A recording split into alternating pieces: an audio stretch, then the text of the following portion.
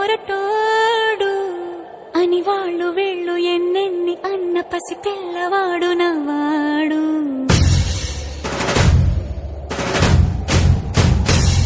విడుముండోడు అని ఊరు వాడ అనుకున్న గాని మహారాజు నాకు నవ్వాడు.